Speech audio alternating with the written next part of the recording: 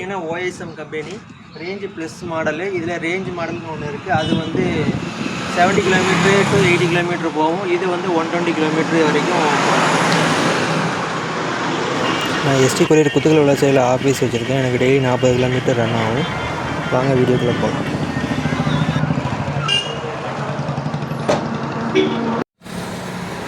பார்த்தீங்கன்னா வீடியோ பார்த்தீங்கன்னா 15,000 கிலோமீட்டர் ஓடி இருக்குது. இது வரைக்கும் வாங்கி 1 வருஷம் ஆகுது.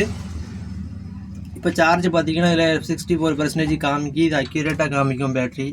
அந்தளவுக்கு நம்ம பாராட்டி ஆகணும் அந்த கம்பெனியை. அதுக்கப்புறம் இதில் ஹாரன் வந்து நார்மலாக இருக்கும். இண்டிகேட்டர் இருக்குது. லோ பீமு ஹை பீமு எதுக்கு இருக்குன்னு தெரியாது. அடுத்து வா. அதுக்கப்புறம் இதில் பட்டன் இருக்குது. என்னென்ன எரர் இருக்குது, பேட்ரி டெம்பரேச்சரு, அதுக்கப்புறம் எத்தனை கிலோமீட்டர் ஓடி இருக்குது எல்லாமே இதில் பார்க்கலாம். இது பேட்டரி டெம்பரேச்சர், கண்ட்ரோலர் டெம்பரேச்சர் எல்லாமே இதில் வரும். இதில் எரர் இருந்ததுன்னா இதில் எரர் சிம்பிள் வந்து இதில் காமிச்சிடும். அதுக்கப்புறம் நம்ம சார்ஜ் போடும்போது இங்கே ஒரு லைட் எரியும், இண்டிகேட்டர் லைட் இங்கே எரியும்.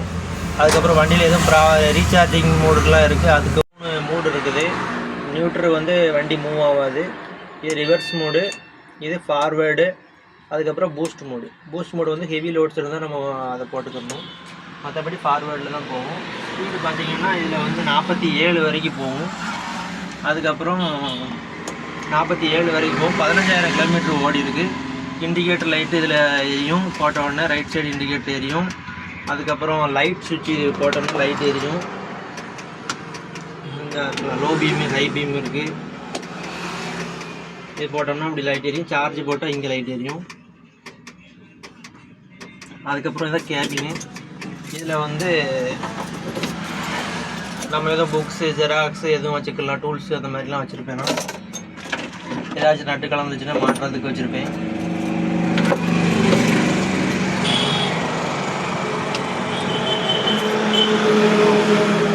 ஹேண்ட் பிரேக்கு, இது வாட்டருக்கு வைக்கிறது. கண்ணாடி வந்து சேஞ்ச் பண்ணியிருக்கிறேன். இதில் வந்து முதல்ல சின்ன கண்ணாடியாக இருந்தது. அதுக்கப்புறம் கொஞ்சம் பெரிய கண்ணாடி வாங்கி வச்சுருக்கேன். அதுக்கப்புறம் அப்படி வெளியே போகும்.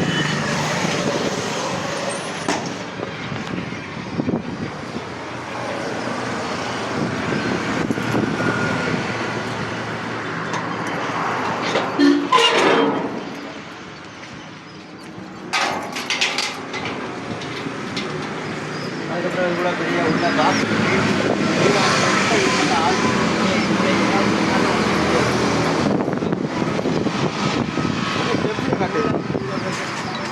கை வந்து இவ்வளோ ஆனால் நம்மளோட கை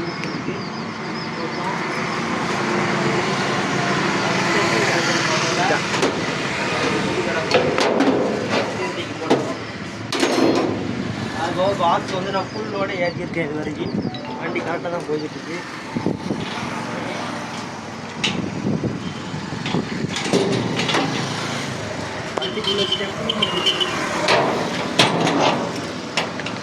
அடிஷ்னல் டயர் கொடுத்துருக்காங்க.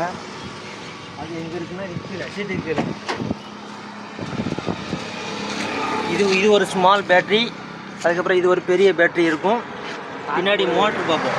சார்ஜ் போடுறா அதுக்கு தான் இதில் இருக்கா. இது வந்து பெரிய மோட்ரு நல்லா உள்ளே இருக்கும்.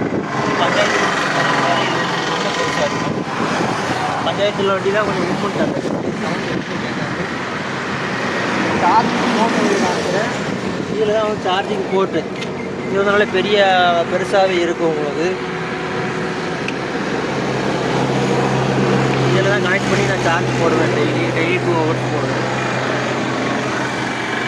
எவ்வளோ மணி நேரம் சார்ஜ் பண்ணணும்? ஃபுல் சார்ஜ் வந்து 0 to 100 ஒரு 4.5 மணி நேரம் ஆகும். நான் மேக்ஸிமம் வந்து 50% வந்து அடுத்த சார்ஜ் ஃபுல் சார்ஜ் போடுவேன். ஃபுல் சார்ஜுக்கு எவ்வளோ மைலேஜ்? ஃபுல் சார்ஜுக்கு வந்து திருநெல்வேலி போயிட்டு வருது. 120 கிலோமீட்டர் லோடோட போயிட்டு வருது.